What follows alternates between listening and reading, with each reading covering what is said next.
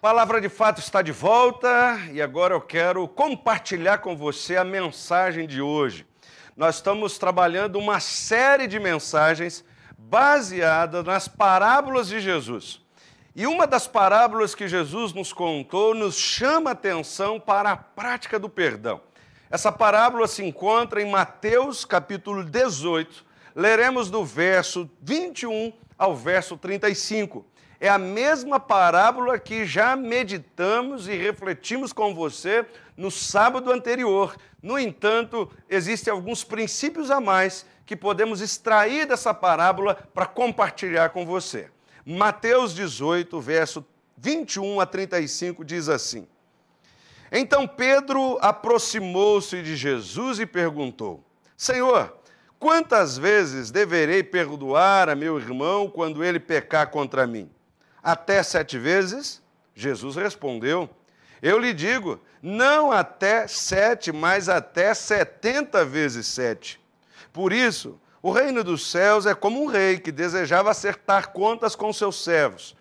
Quando começou o acerto, foi trazido à sua presença um que lhe devia uma enorme quantidade de prata. Como não tinha condições de pagar, o Senhor ordenou que ele, sua mulher, seus filhos e tudo que ele possuía fossem vendidos para pagar a dívida. O servo prostrou-se diante dele e lhe implorou: Tem paciência comigo e eu te pagarei tudo. O senhor daquele servo teve compaixão dele, cancelou a dívida e o deixou ir. Mas, quando aquele servo saiu, encontrou um de seus conservos, que lhe devia 100 denários. Agarrou-o e começou a sufocá-lo, dizendo: Paga-me o que me deve. Então o seu conservo caiu de joelhos e implorou: Tenha paciência comigo e eu lhe pagarei. Mas ele não quis. Antes, saiu e mandou lançá-lo na prisão até que pagasse a dívida. Quando os outros servos, companheiros dele, viram o que havia acontecido, ficaram muito tristes e foram contar ao seu senhor tudo o que havia acontecido. Então, o senhor chamou o servo e disse: Servo mau, cancelei toda a sua dívida porque você me implorou.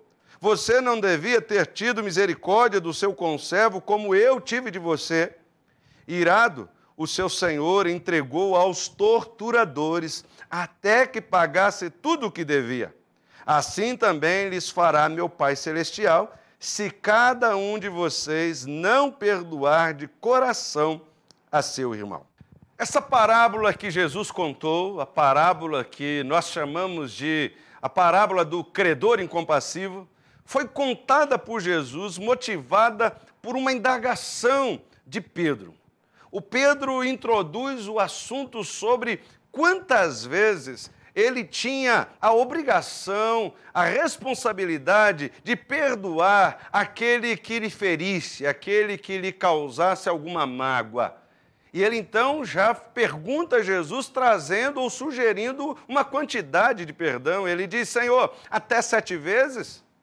Talvez o Pedro queria impressionar Jesus, porque dentro da tradição do judaísmo, especialmente o farisaico, eles diziam que cada pessoa tinha a responsabilidade de perdoar até 3 vezes. Então eu tinha obrigação de perdoar 3 vezes aquela pessoa que me ferisse. A partir de 3 vezes eu não tinha mais responsabilidade, não tinha mais compromisso nenhum. Então Pedro, já conhecendo o pensamento de Jesus, muito mais generoso que o legalismo farisaico, diz então que será que era até 7 vezes? Talvez ele imaginava que receberia de Jesus algum aplauso dizendo: Ora, Pedro, como você foi generoso, como você foi bondoso, como você está disposto a perdoar 7 vezes. No entanto, Jesus surpreende o Pedro dizendo o seguinte: Pedro, não até 7 vezes, mas até 70 vezes 7. A equação que Jesus propõe, na verdade, é uma forma de dizer que ele deveria perdoar uma pessoa tantas vezes quanto fosse necessário. Então, o que Jesus está ensinando nessa parábola é que o perdão é uma atitude ilimitada. No entanto, quantas pessoas nós encontramos e que têm imensa dificuldade de perdoar.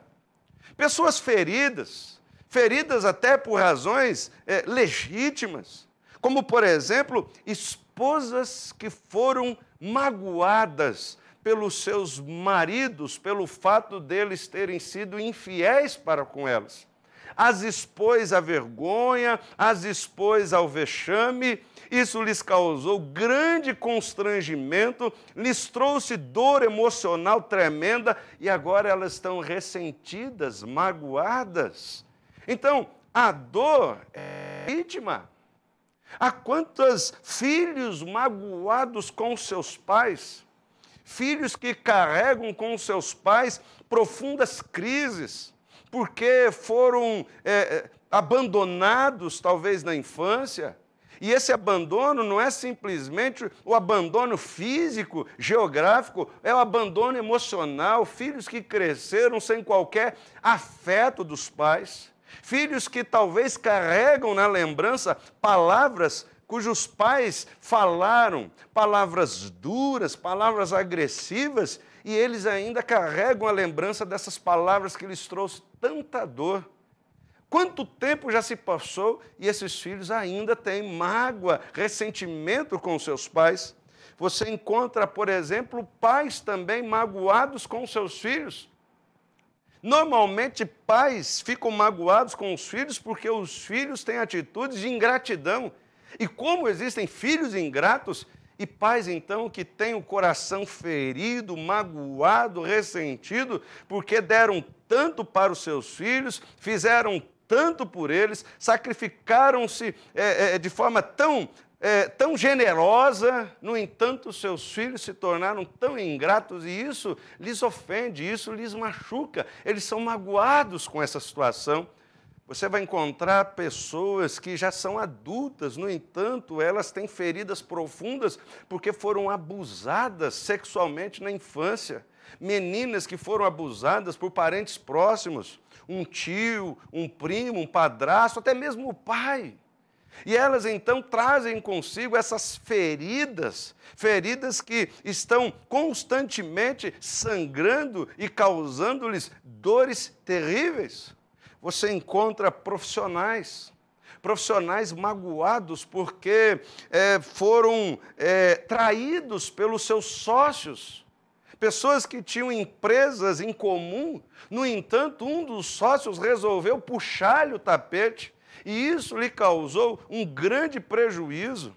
Não somente o prejuízo financeiro, mas também o prejuízo emocional, porque foi o seu sonho que foi falido.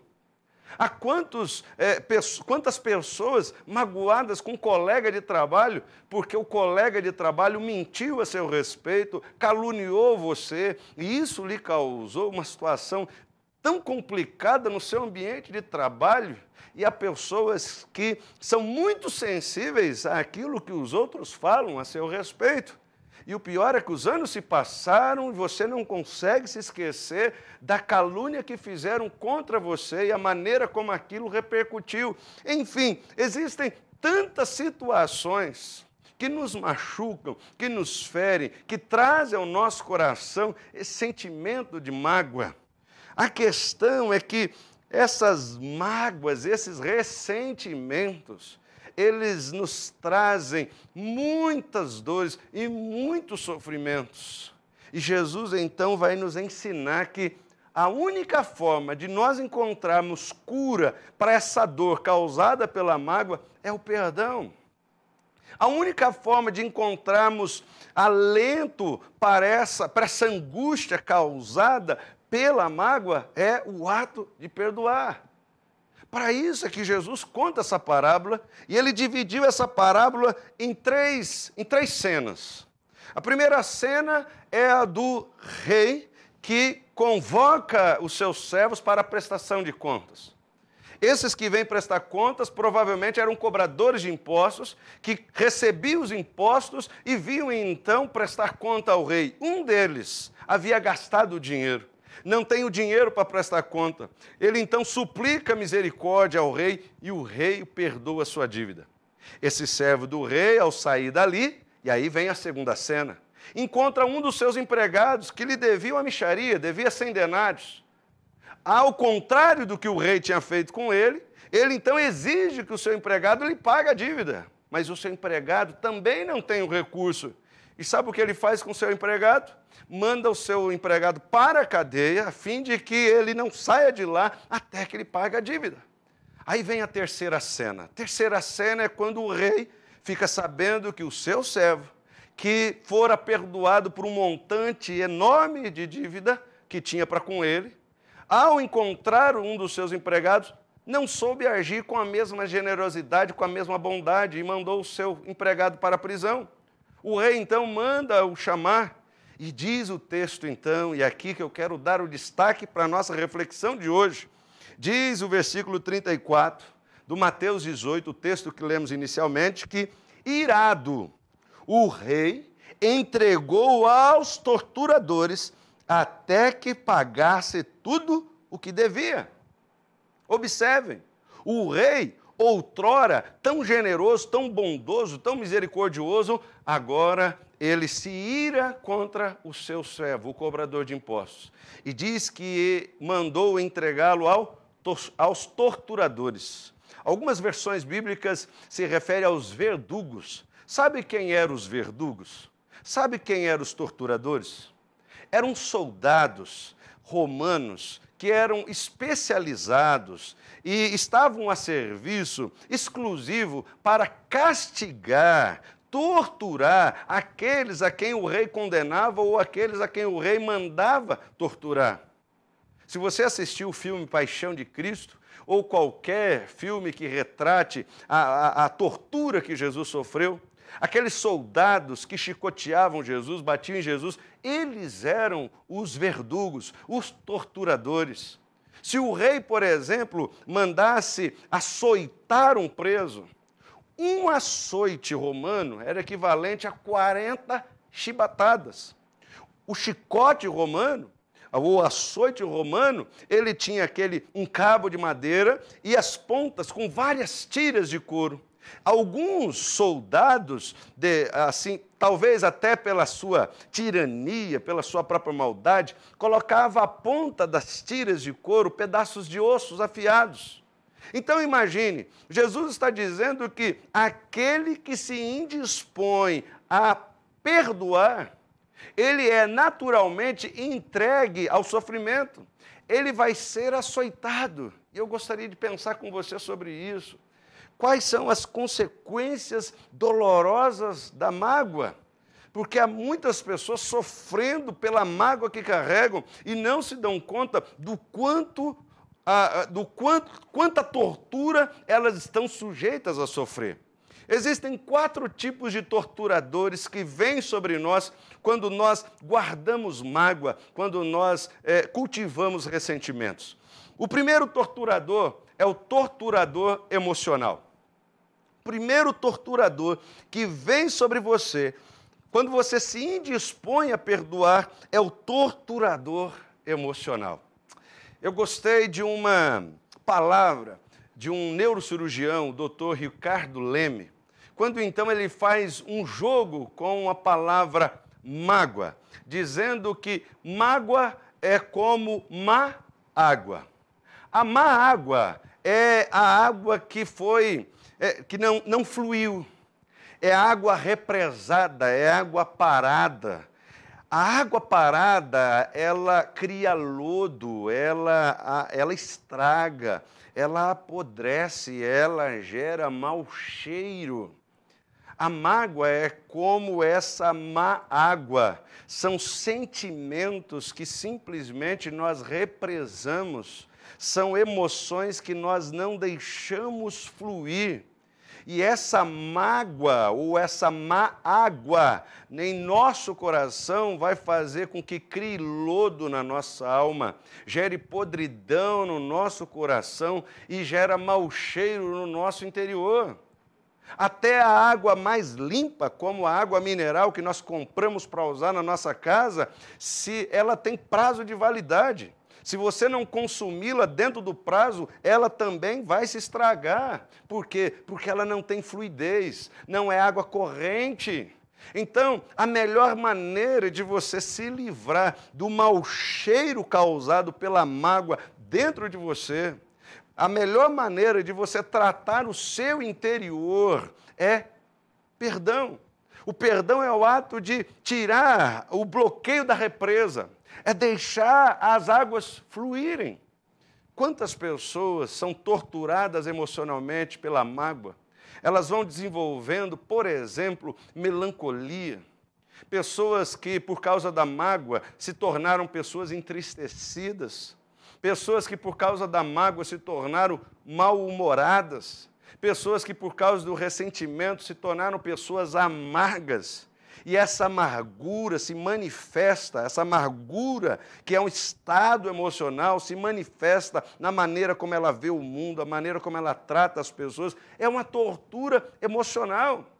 Existem pessoas que, talvez, devido à profundidade da ferida e talvez também pelo tempo em que elas carregam a mágoa, elas também podem chegar até a depressão.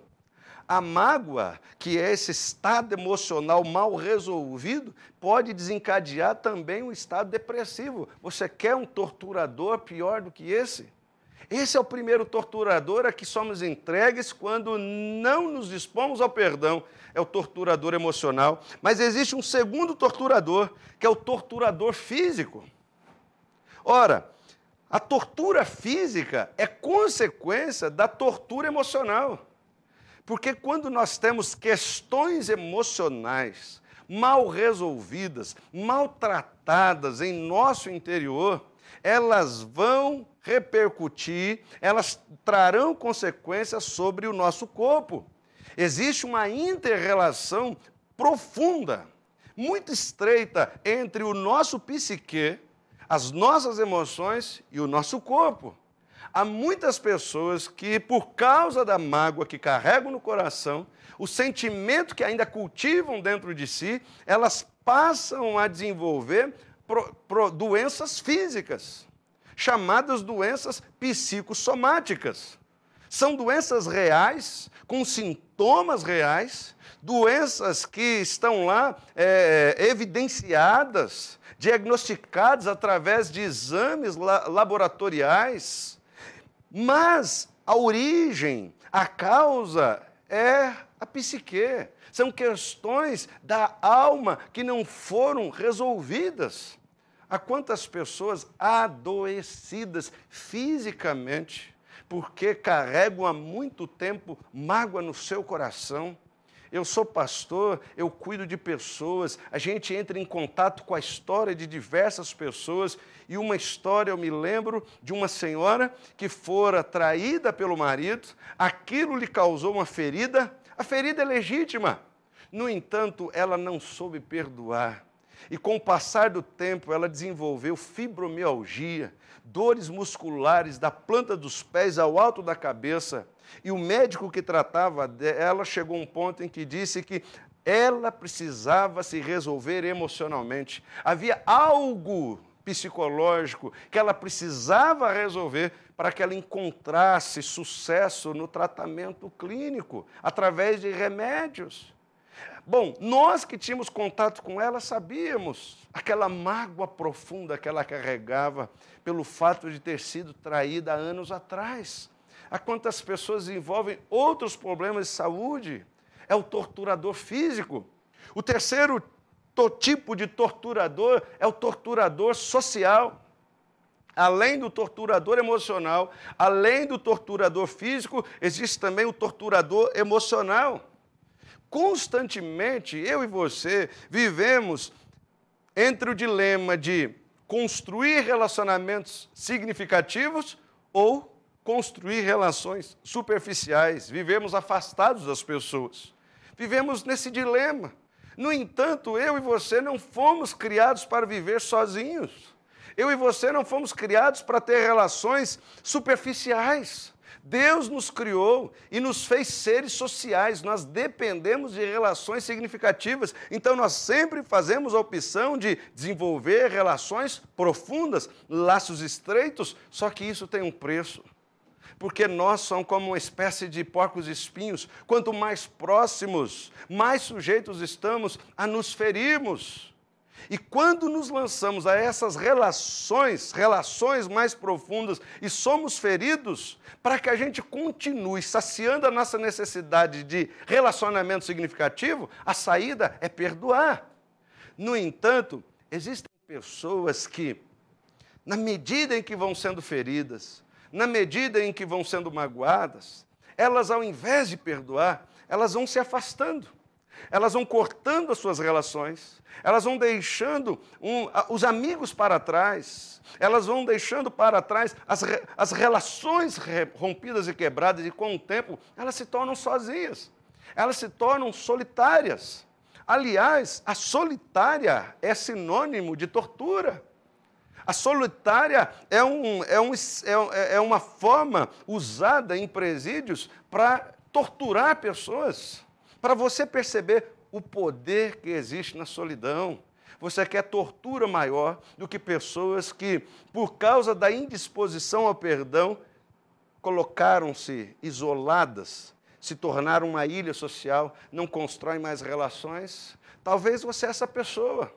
Você já não vai mais em festas de amigos, você já não participa mais de eventos sociais da sua família, você na sua igreja você se isolou, na sua comunidade você está sozinho, e isso lhe causa, talvez você não perceba, mas isso lhe causa dores terríveis, porque você não foi criado para viver sozinho. O quarto tipo de torturador é o torturador espiritual. O torturador espiritual também vem sobre aqueles que se indispõem ao perdão. Jesus, então, vai dizer o seguinte, em Mateus 6, versículo 15, Jesus nos disse o seguinte, ele disse que, se não perdoarem uns aos outros, o Pai Celestial não lhes perdoará as ofensas. O torturador espiritual é essa situação em que, por causa da nossa indisposição ao perdão, deixamos de desfrutar do perdão de Deus, e isso compromete toda a nossa relação com Ele. Isso gera um afastamento do nosso relacionamento com Deus. E não existe torturador pior do que esse, nos encontrarmos distantes de Deus. O que Jesus quis nos ensinar, e aqui eu me lembro do jogo de palavras do Dr. Ricardo Leme, o neurocirurgião, que usou a palavra mágoa, né, trabalhando também a figura da má água. A má água é a água parada, a água que criou lodo, a água que apodreceu, ela gerou mau cheiro. Pense que a graça que Deus derrama sobre nós é água que precisa fluir para além de nós. Esse é o propósito de Deus para a nossa vida. É assim que Ele decidiu abençoar nas nossas relações. O Senhor todos os dias derrama sobre nós graça. É água limpa, água fresca, mas nós não podemos represar essa água. Nós não podemos represar a graça. Graça que é represada, Deus não tem prazer nisso, Ele deixa de dispensar a graça fresca, se nós quisermos represá-la e não deixar fluir para além de nós. O Senhor se nega a derramar graça sobre aqueles que querem represá-la. Ele quer derramar graça sobre aqueles que deixam essa graça fluir para além deles. Por isso Jesus disse, olha, se vocês não perdoarem aqueles que lhes ofendem, aqueles que lhes machucam, aqueles que os magoam, eu também não os perdoarei. É uma forma de dizer, não estou disposto a derramar graça sobre aqueles que querem represá-la, querem só para si. Graça precisa ser compartilhada. Portanto, o torturador espiritual, esse que vai estragar nossa relação com Deus, também vem sobre nós. Agora, a gente precisa entender, e Jesus vai ensinar isso nessa parábola, que a mágoa, na verdade, é um tiro pela culatra. A mágoa é um ato, a maioria das pessoas que se indispõem a perdoar, elas não perdoam porque elas acham que a indisposição ao perdão vai fazer com que aquela pessoa que lhe feriu sofra. Jesus ilustra isso nessa parábola. Veja, ele diz que aquele servo do rei que se indispôs a perdoar o seu empregado, sabe o que ele fez? Ele pegou o seu empregado e colocou na prisão. Agora me responda o seguinte: você acha que uma pessoa presa tem condições de levantar recursos para pagar a dívida? Então aquele servo do rei, na verdade, não tinha a intenção de receber a dívida. A sua verdadeira intenção era simplesmente castigar o seu devedor. Assim são as pessoas que têm mágoa contra o outro. Na verdade, elas não querem receber a dívida. Elas querem, de alguma forma, castigar aquele que lhe feriu. No entanto, isso é um equívoco, porque, na verdade, o outro que te magoou, aquele que te feriu, ele está dormindo em paz. Ele não está sendo atormentado. Quem está sendo atormentado é você. Jesus disse que aquele que se indispôs a perdoar, mandou o seu servo para a prisão, ele sofreu dores piores do que o seu empregado. Ora, quantas pessoas estão ingenuamente achando que estão castigando aqueles que lhe feriram? Pare de fazer esse raciocínio. Quem te feriu está dormindo em paz. Você precisa perdoar por causa de você. Esse é o objetivo do perdão. Se você não perdoar, Deus vai continuar sendo Deus. Tem gente que acha que se ele perdoar vai ser bom para Deus. Não, Deus não quer que você perdoe por causa dele. Se você continuar magoado, Deus vai continuar sendo Deus. E você vai continuar torturado pela sua mágoa, pelo seu ressentimento. Perdoar é bom para você. Decida perdoar para que você se livre dos torturadores, para que você encontre cura para o seu interior, para que essa água represada possa agora encontrar fluidez e a graça de Deus possa ser derramada sobre você de forma fresca e generosa. E eu concluo essa palavra lembrando aqui 2 significados do perdão. O primeiro deles é que nos evangelhos de Jesus, a palavra perdão significa literalmente soltar, significa deixar ir embora, significa libertar. Isso porque quando eu e você temos mágoa com alguém, é como se nós prendêssemos essa pessoa a nós. Nós aprisionamos em nós. E há quantas pessoas que carregam dentro de si pessoas que estão aprisionadas ao seu coração. No entanto, cuidar de um encarcerado dá trabalho. Isso gera fadiga, isso gera cansaço, isso gera estresse. E quanto estresse você tem carregado sobre você, porque você tem guardado muita gente no seu coração, tem aprisionado muita gente que te feriu. Então, perdão, nesse sentido, significa deixá-las ir embora. O meu desafio a você hoje é: abra seu coração, liberte essas pessoas, deixe-as ir embora, para que você possa descansar em paz, para que você não precise mais ter trabalho com elas. A segunda lembrança que eu quero fazer para você é de que, nos evangelhos, perdão significa o ato de desistir de receber uma dívida. Observe, o próprio Jesus, quando nos ensinou a oração do Pai Nosso, ele diz o seguinte, ele ensinou que nós deveríamos orar dizendo: perdoa as nossas dívidas, assim como nós perdoamos aos nossos devedores. O que Jesus estava nos ensinando é que quando alguém nos fere, quando alguém nos magoa, é como se nós, então, pegássemos uma nota promissória, assinada por essas pessoas, colocássemos o valor da dívida e guardássemos nosso coração. Há quantas pessoas com a gaveta do seu coração cheias de notas promissórias e elas cultivam essa expectativa de receber. Perdão é o ato de você abrir a gaveta do seu coração, tirar essas notas promissórias, rasgá-las todas e dizer: eu não preciso mais recebê-las. É isso que Deus faz conosco e é isso que Ele espera que nós façamos com as pessoas. Quantas pessoas deitam e sequer conseguem dormir, porque elas ficam criando, elas ficam conjecturando, criando expectativas de receber a dívida que os outros têm para consigo. Isso é cansativo, isso é estressante, isso é torturador. Então, pega essas notas promissórias todas, rasgas. Isso é perdoar. Eu quero encerrar a palavra e eu quero então deixar esse desafio a você. A mágoa tem consequências dolorosas, é isso que Jesus quis nos ensinar. Mas o perdão nos livra dos torturadores. O perdão traz a paz que precisamos e traz a cura que o nosso interior necessita, tá bem? Eu espero que essa palavra, de alguma forma, tenha sido bênção para o seu coração. Nós vamos para um rápido intervalo e daqui a pouquinho a gente volta para o nosso momento de oração. Palavra